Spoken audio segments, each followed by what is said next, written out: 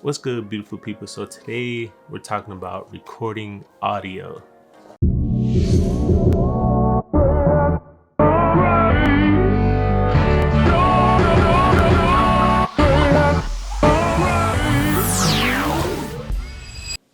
So today we'll be comparing 4 different options. First, we have our in-camera microphone. So we'll be listening to the 1DX Smart 2's in-body microphone. Secondly, we're going to compare a shotgun mic, which is the Rode Video Micro, another boom mic, which will be the Rode NTG2, and fourth, we're going to be comparing a condenser mic, which is the Shure SM58.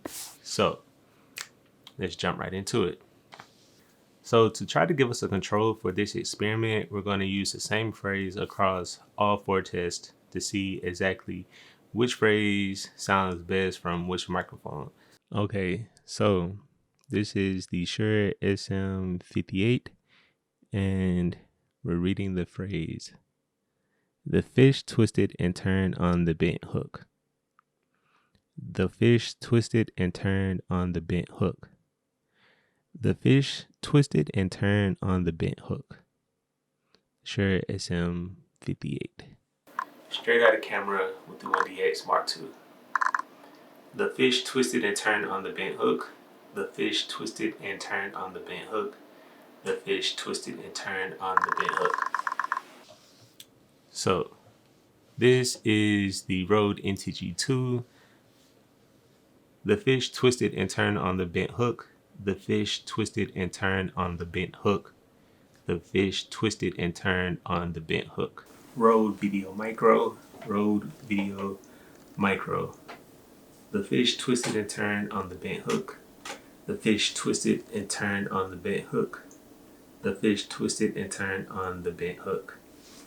Rode Video Micro. Okay, so those were the tests. Let me know down in the comments what you all prefer as far as actual sound when recording talking heads like this. As you guys know from my YouTube setup video, I typically always will boom my audio. So I typically use the Rode NTG2, what you all heard earlier, and that's just kind of what I prefer. However, I do actually like the Shure SM58, which is this condenser mic here. But however, when I'm talking like this, for talking heads such as this, when doing tutorials or interviews, I do think it's good, but I think it's best used for 1, voiceovers, or 2, podcasts. So this is typically the mic that I'll use for a podcast. Wait, that kind of irked me for a second, but yeah. So this is the mic that I'll use for the podcast or voiceovers for a client. As far as YouTube setups like this, I don't really like, well, I do like it, but I don't always prefer it to actually talk directly into the mic like this, unless I need to, as you all know. And then lastly, actually using the audio actually directly out of camera, I think is absolutely not an option. One, just because, yeah, it's just not an option. but yeah, using the Rode Video Micro, that is the mic of my choice when I'm actually vlogging. So I mainly chose that for the footprint of it is like smaller than my hand.